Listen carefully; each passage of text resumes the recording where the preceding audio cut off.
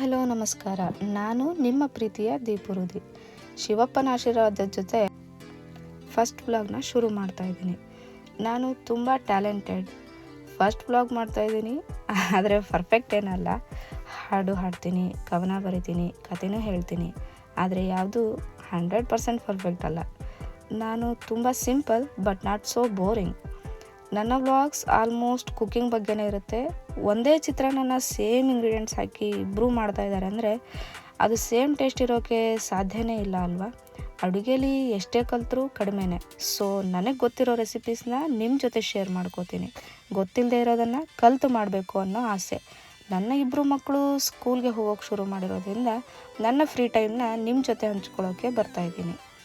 ಇನ್ನು ನಾನು ನನ್ನ ಲೈಫು ಆಲ್ಮೋಸ್ಟ್ ಮಕ್ಕಳನ್ನು ಈಗ ತಾನೇ ಶಾಲೆಗೆ ಕಳಿಸಿ ಆರಾಮಾಗಿರೋ ಅಮ್ಮಂದ್ರಿಗೆ ತುಂಬ ಇಷ್ಟ ಆಗುತ್ತೆ, ಹಾಗೆ ಅವ್ರಿಗೂ ಕೂಡ ರಿಲೇಟ್ ಆಗುತ್ತೆ ಅಂತ ಅಂದ್ಕೊಂಡಿದ್ದೀನಿ. ತಾಮ್ರ ಹಿತ್ತಾಳೆ ಎಲ್ಲ ಹೇಗೆ ಗಾಳಿ ಕಪ್ಪಾಗುತ್ತೋ ಹಾಗೆ ನಮ್ಮ ಜೀವನದಲ್ಲಿ ಬರೋ ಗಾಳಿ ಮಾತುಗಳಿಗೆ ನಾವು ಕಪ್ಪಾಗದೆ ಆಗಾಗ ನಮ್ಮನ್ನು ನಾವೇ ಶುದ್ಧಿ ಮಾಡ್ಕೊಳ್ತಾ ಇರಬೇಕು. ಹೊಳೆಯೋ ವಸ್ತುಗಳಿಗೆ ತಾನೇ ಬೆಲೆ ಜಾಸ್ತಿ. ಸೊ ನಾವು ಹಾಗೇನೆ ನಿಂತ ನೀರಾಗಬಾರ್ದು. ನಮ್ಮ ಖುಷಿನ, ನಮ್ಮನ್ನೇ ನಂಬಿರೋ ಜೀವಗಳ ಖುಷಿನ ಕಾಪಾಡೋದು ತಾಯಂದಿರಾಗಿರೋ ನಮ್ಮ ಕೈಲಿರುತ್ತೆ ಅನ್ನೋದು ನನ್ನ ನಂಬಿಕೆ. ಇದ್ರ ಬಗ್ಗೆ ನಿಮ್ಮ ಅನಿಸಿಕೆನ ತಪ್ಪದೆ ತಿಳಿಸಿ. ಮದುವೆ ಆಗಿರೋ ಹೆಣ್ಮಕ್ಳು ದೇವ್ರ ಮುಂದೆ ಕೂತ್ರೆ ಸಾಕು, ಕೈ ಮುಗಿದ್ರೆ ಸಾಕು. ಫಸ್ಟ್ ಕೇಳ್ಕೊಳ್ಳೋದೇ ಗಂಡನ ಬಗ್ಗೆ, ನಂತರ ಮಕ್ಕಳ ಬಗ್ಗೆ. ಆದರೆ ನನಗಿನ್ನೂ ಅಡಿಷ್ನಲ್ ಆಗಿ 4 ಜನ ಇದ್ದಾರೆ. ಅವರೇ ನಮ್ಮ ಅಪ್ಪ ಅಮ್ಮ ಮತ್ತು ಅತ್ತೆ ಮಾವ. ನನ್ನ ಮಕ್ಕಳು ತುಂಬ ಲಕ್ಕಿ ಅಂತ ನಾನು ಯಾವಾಗಲೂ ಹೇಳ್ತಾ ಇರ್ತೀನಿ. ಯಾಕಂದರೆ ಎರಡೂ ಕಡೆ ಅಜ್ಜ ಅಜ್ಜಿಯರ ಪ್ರೀತಿ ಎಲ್ಲ ಮಕ್ಕಳಿಗೂ ಸಿಗೋದು ತುಂಬ ವಿರಳ ಅಂತ ಅನಿಸುತ್ತೆ. ಒಂದು ಕುಟುಂಬದಲ್ಲಿ ಗಂಡ ಹೆಂಡತಿ ಮಕ್ಕಳು ಎಲ್ಲರೂ ಏನೇ ಸಮಸ್ಯೆ ಬಂದರೂ ತುಂಬ ಖುಷಿಯಿಂದ ಇದ್ದಾರೆ ಅಂದರೆ ಅದಕ್ಕೆ ಆ ಮನೆಯ ಹಿರಿಯರೇ ಕಾರಣ ಆಗಿರ್ತಾರೆ ಅನ್ನೋದು ನನ್ನ ನಂಬಿಕೆ. ಇದಕ್ಕೆ ನೀವೇನು ಹೇಳ್ತೀರಾ? ಖುಷಿಯಿಂದ ಇರೋ ಫ್ಯಾಮಿಲಿಯಲ್ಲಿ ನಮ್ಮದು ಒಂದು ಪುಟ್ಟ ಫ್ಯಾಮಿಲಿ. ನಮ್ಮ ಪುಟ್ಟ ಪ್ರಪಂಚದಲ್ಲಿರೋ ಎಲ್ಲ ಖುಷಿನೂ ನೀವು ನೋಡಬೇಕು ಅಂದರೆ ಈಗಲೇ ನಮ್ಮ ಚಾನಲ್ನ ಸಬ್ಸ್ಕ್ರೈಬ್ ಮಾಡಿ, ಲೈಕ್ ಮಾಡಿ, ಹಾಗೆ ಬೆಲ್ ಐಕನ್ನ ಪ್ರೆಸ್ ಮಾಡೋದನ್ನ ಮರಿಲೇಬೇಡಿ. ನಿಮ್ಮ ಜೀವನನೂ ತುಂಬ ಖುಷಿಯಾಗಿ ನೆಮ್ಮದಿಯಿಂದ ಇರಲಿ ಅಂತ ಆಶಿಸ್ತೀನಿ.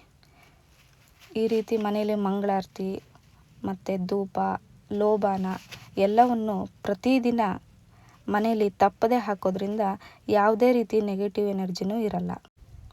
ಅಭ್ಯಾಸ ಇಲ್ಲ ಅಂದರೆ ಅಭ್ಯಾಸ ಮಾಡ್ಕೊಳ್ಳಿ. ಮನೇಲಿ ಒಂದು ರೀತಿ ದೈವಿಕ ಭಾವನೆ ತುಂಬಿರುತ್ತೆ.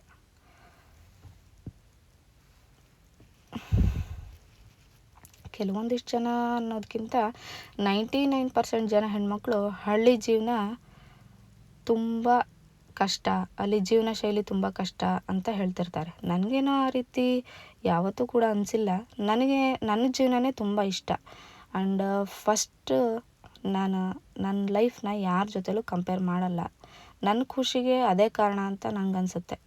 ಒಂದು ಹೆಣ್ಮಗುಗೆ ಎಲ್ಲಿ ಪ್ರೀತಿ ನಂಬಿಕೆ ವಿಶ್ವಾಸಗಳಿರುತ್ತೋ ಅಲ್ಲಿ ಆಕೆ ಸರ್ವೈವ್ ಆಗೋಕ್ಕೆ ಕಷ್ಟ ಏನಾಗಲ್ಲ ಅಂತ ನನಗನ್ಸುತ್ತೆ. ದುಡ್ಡು ಅಂತಸ್ತು ಎಲ್ಲದನ್ನು ಸಂಪಾದನೆ ಮಾಡ್ಬೋದು, ಆದರೆ ಸಂಬಂಧಗಳನ್ನು ಗಳಿಸಿರೋ ಸಂಬಂಧಗಳನ್ನು ಉಳಿಸ್ಕೊಳ್ಳೋದು ತುಂಬ ಮುಖ್ಯ. ಒಂದು ಕುಟುಂಬ ನಿರ್ಧಾರ ಮಾಡಿ ತಮ್ಮ ಆಸೆ ಕನಸುಗಳು ಎಷ್ಟೇ ದೊಡ್ಡದಾಗಿದ್ದರೂ ಅದನ್ನು ನೆರವೇರಿಸ್ಕೋಬಹುದು ಅನ್ನೋದಕ್ಕೆ ನಾವು ಇಡ್ತಾ ಇರೋ ಈ ಪುಟ್ಟ ಹೆಜ್ಜೆಗಳೇ ಸಾಕ್ಷಿ. ನಾನು ಮದುವೆಯಾಗಿ ಬಂದಾಗ ನಮ್ಮ ಮನೆಯವ್ರ ಹತ್ರ ಸ್ಪ್ಲೆಂಡರ್ ಬೈಕ್ ಮಾತ್ರ ಇತ್ತು. ಅದು ಅವರ ಫಸ್ಟ್ ವೆಹಿಕಲ್, ಮಂತ್ಲಿ EMI ತೊಗೊಂಡಿದ್ದು. ಬೈಕ್ ಅಂದರೆ ಅವರಿಗೆ ತುಂಬ ಎಮೋಷನ್ನು. ಫಸ್ಟ್ ಬೈಕ್ ಆಗಿರೋದ್ರಿಂದ ಅದೆಷ್ಟೇ ಹಳೇದಾದ್ರೂ ಅದನ್ನು ಕೊಡೋದಕ್ಕೆ ಅವ್ರು ಇಷ್ಟಪಡಲ್ಲ. ಇಲ್ಲಿರೋ ಪ್ರತಿ ವೆಹಿಕಲ್ಲು ಬರೀ ವೆಹಿಕಲ್ಸ್ ಅಲ್ಲ, ನಮ್ಮ ಎಮೋಷನ್ಸು. ನಮ್ಮ ಮನೆಯವರಿಗೆ ಬೆನ್ನೆಲುಬಾಗಿರೋದು ನಮ್ಮ ಮಾವನವರು. ಅಪ್ಪ ಅನ್ನೋ ಪದಕ್ಕೆ ಇರೋ ಶಕ್ತಿನೇ ಅಂಥದ್ದು ಅನಿಸುತ್ತೆ. ಈ ಥರ ಸಪೋರ್ಟಿವ್ ಅಪ್ಪ ಅಮ್ಮನ ಪಡೆಯೋಕ್ಕೆ ನಮ್ಮ ಮನೆಯವರು ತುಂಬ ಪುಣ್ಯ ಮಾಡಿದರು. ಹಾಗೆ ಇಂಥ ಫ್ಯಾಮಿಲಿಗೆ ಬಂದಿರೋ ನಾನು ಕೂಡ ಲಕ್ಕಿನೇ. ನಮ್ಮ ಪ್ರೀತಿಯ ಪ್ರಪಂಚಕ್ಕೆ ಹೊಸ ತಿರುವು, ಜವಾಬ್ದಾರಿ, ತಾಳ್ಮೆ ಎಲ್ಲವನ್ನೂ ಕಲಿಸಿಕೊಟ್ಟಿದ್ದು ನಮ್ಮ ಇಬ್ಬರು ಪುಟಾಣಿಗಳು. ನಮ್ಮ ಮಕ್ಕಳ ಬಗ್ಗೆ ನಾನೇ ಬರ್ತಿರೋ ಒಂದು ಕವನ ಹೇಳ್ತೀನಿ ಬನ್ನಿ. ಕನಸುಗಳ ರೂವಾರಿ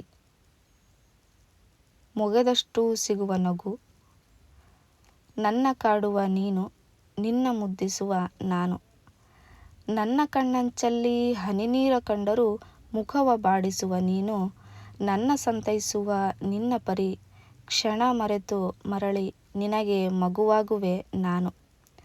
ನೀ ಕೊಡುವ ಮುತ್ತು ತಿನಿಸುವ ಕೈತುತ್ತು ಅಮೃತವೇ ಸರಿ, ನೀ ನನ್ನ ಧೈರ್ಯ, ನೀ ನನ್ನ ನಾಳೆ, ಸರ್ವವೂ ನೀನೇ, ಸಕಲವೂ ನೀನೇ. ಹೇಗಿತ್ತು ಕವನ? ಇಷ್ಟ ಆಯಿತಾ? ಇಷ್ಟ ಆದರೆ ಒಂದು ಲೈಕ್ ಕೊಡಿ. ಹೀಗೆ ಇನ್ನೊಂದಿಷ್ಟು ಇಂಟ್ರೆಸ್ಟಿಂಗ್ ವರ್ಡ್ಸ್ ಜೊತೆ ನೆಕ್ಸ್ಟ್ ವ್ಲಾಗಲ್ಲಿ ಸಿಗ್ತೀನಿ. ಫಸ್ಟ್ ವ್ಲಾಗಲ್ಲೇ ತುಂಬ ಮಾತಾಡಿದೆ ಅಂತ ಅಂದ್ಕೋಬೇಡಿ, ಕೇಳೋಕೆ ತುಂಬ ಇದೆ, ನನಗೂ ಹೇಳೋಕೆ ತುಂಬ ಇದೆ. ಸೊ ಫೈನಲಿ ನಿಮ್ಮ ನಾಳೆ ಇಂದಿಗಿಂತ ತುಂಬ ಬ್ಯೂಟಿಫುಲ್ ಆಗಿರಲಿ ಅಂತ ಹೇಳ್ತಾ ಈ ವ್ಲಾಗ್ನ ಇಲ್ಲಿಗೆ ಮುಗಿಸ್ತಾ ಇದ್ದೀನಿ. ಬಾಯ್ ಮೈ ಬ್ಯೂಟಿಫುಲ್ ಸೋಲ್ಸ್.